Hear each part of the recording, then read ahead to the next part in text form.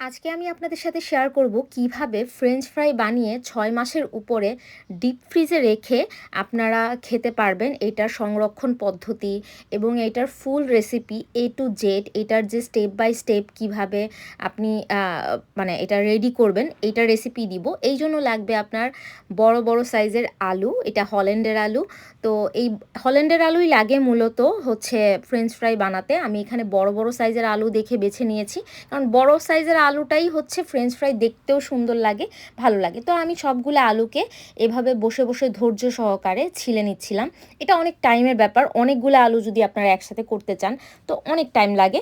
তো আমি এক এক করে করে নিচ্ছিলাম, করে এই যে দেখতে পাচ্ছেন যে আমি এরকম সাইজ করে কেটে নিয়েছি। এভাবেই কেটে নিতে হবে, অনেকেই মেশিনে করে, আমি কিন্তু হাতে কেটেছি এটা। তারপর এটাকে আমি কয়েকবার ধুয়ে নিব ঠান্ডা পানি দিয়ে, মানে নর্মাল ট্যাপের পানি দিয়ে ধুয়ে নিব। তারপর হচ্ছে এরকম কড়াইয়ের মধ্যে গরম পানি করে এই গরম পানির মধ্যে আমি হচ্ছে ওইটা ফ্রেঞ্চ ফ্রাইগুলো দিয়ে দিব। দিয়ে হচ্ছে আমি 3 মিনিটের মতো সিদ্ধ করব, বেশি না, মানে 50% সিদ্ধ হবে। তারপর আমি এরকম ঝুড়ির মধ্যে নামিয়ে নিব, নিয়ে একদম ডিরেক্ট ফ্যানের নিচে দিয়ে দিব, যেন ফ্যানের বাতাসে একদম ঠান্ডা হয়ে যায়। মানে কোনোভাবেই কিন্তু এটা গরমভাবে রাখা যাবে না, ঠান্ডা হওয়ার জন্য সুযোগ দিতে হবে। ফ্যানের নিচে আমি 1 ঘন্টার মতো রেখেছি। এখন চলে আসলাম দ্বিতীয় ধাপে। এখানে আমি ডিপ ফ্রাই করে নিব ফ্রেঞ্চ ফ্রাইগুলোকে। যখন ঠান্ডা হয়ে গিয়েছে আমি একদম গরম তেলের মধ্যে, হাই হিট থাকবে এখানে চুলার, আমি জাস্ট এটাকে ডিপ ফ্রাই করে নিচ্ছিলাম। তাও 2-3 মিনিট, ফুল কুক কিন্তু করা যাবে না, এটা কিন্তু 80% করতে হবে। করে আপনি হচ্ছে একদম বড় প্লেটের মধ্যে একদম ছড়িয়ে রাখবেন, ছড়িয়ে সাথে সাথে ফ্যানের বাতাসে দিয়ে দিবেন। আমি আগে তেল ঝরিয়ে নিয়েছি, এভাবে অনেকক্ষণ রেখে আমি তেল ঝরিয়ে নিই। তারপর এই যে দেখতে পাচ্ছেন না বড় যে একটা থালি, এটার মধ্যে আমি এরকম বিছিয়ে দিয়ে আমি ফ্যানের বাতাসে এরকম রেখে দিই, মানে যতক্ষণ না পর্যন্ত ঠান্ডা হয়। একদম ঠান্ডা হয়ে গেলে পরে আমি ডিপ ফ্রিজে রেখে দেই, মানে এভাবেই প্লেটের মধ্যে করে আমি ডিপ ফ্রিজে রেখে দেই।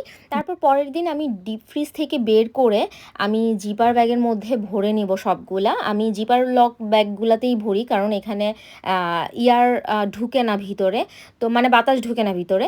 তো আমি এই জন্য একে একে করে যতটুকু হচ্ছে ব্যাগের মধ্যে হচ্ছে ততটুকুই নিচ্ছি। আমার এখানে 2টা ব্যাগ লেগেছে টোটাল, এই সবগুলা হচ্ছে ফ্রেঞ্চ ফ্রাই ভরতে 2টা ব্যাগ লেগেছে। তো এই জন্য আমার তো 2টা ব্যাগে হবে না, আমি নেক্সট পরের দিন আবার করব, কারণ আজকে অনেক লেট হয়ে গিয়েছে এইগুলা করতে গিয়েই। তো যেহেতু বাসায় অনেক কাজ থাকে, এটা হচ্ছে ডে টুর ক্লিপ।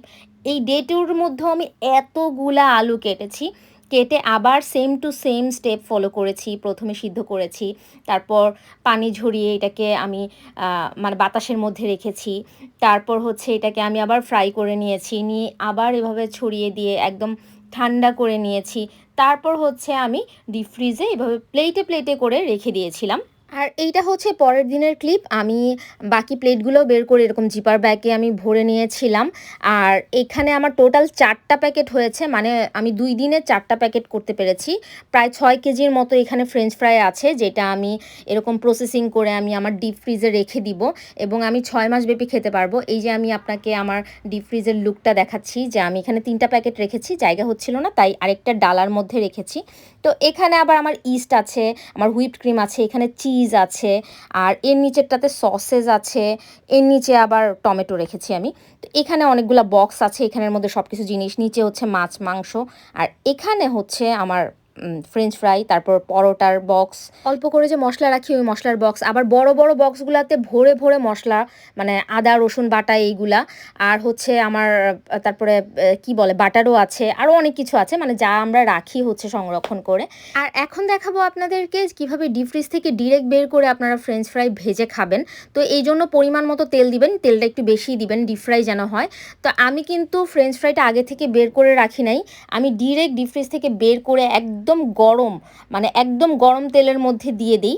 দিয়ে তারপর আমি 2-3 মিনিট ভেজে নেই, এরকম যখন কালার হয়ে যায় তখন আমি এটা নামিয়ে এরকম গর্তযুক্ত স্টেইনারের মধ্যে দিয়ে দিই। আর হচ্ছে চিলি ফ্লেক্স আর অল্প একটু লবণ দিয়ে আমি এরকম ঝাঁকিয়ে ঝাঁকিয়ে একটা নিচে প্লেট রাখি, ঝাঁকিয়ে ঝাঁকিয়ে হচ্ছে বাকিগুলা পড়ে যায়, আর বাকি সবটা মশলাই কিন্তু মানে ফ্রেঞ্চ ফ্রাইয়ের মধ্যে লেগেই যায়। তারপর আমি একটা প্লেটের মধ্যে ঢেলে নিয়েছি। আর আপনারা চাইলে মেয়োনিজ বা সস দিয়ে খেতে পারেন। আমি এখানে শুধু মেয়োনিজ নিয়েছি। মেয়োনিজ দিয়ে ফ্রেঞ্চ ফ্রাইটা খেতে যে কি মজা লাগে। আর বাসায় এরকম ফ্রেঞ্চ ফ্রাই রেডি থাকলে এনি টাইম ভেজে খাওয়া যায়। আর আজকের রেসিপিটা আমার এই পর্যন্তই। কেমন লাগলো রেসিপি কমেন্ট বক্সে জানাতে ভুলবেন না। আর আমার পেজটি অবশ্যই ফলো করে দিবেন। আজকের মতো বাই বাই।